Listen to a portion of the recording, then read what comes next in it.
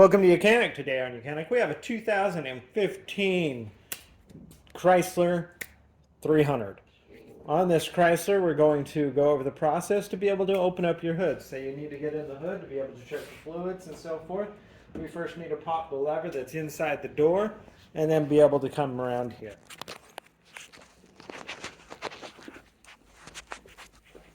So you would open up your door by pulling the handle. And then right down here is our lever.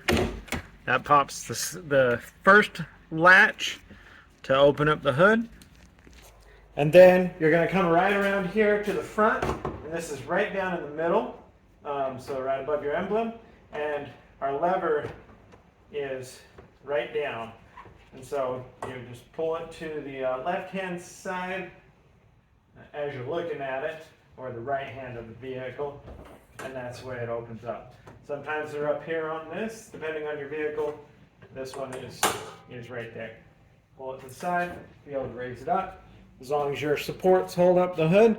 Otherwise, you may need something else to support your hood with. That's how you'd open up your hood on your Chrysler 300. Thanks for watching Mechanic, where you can be the mechanic.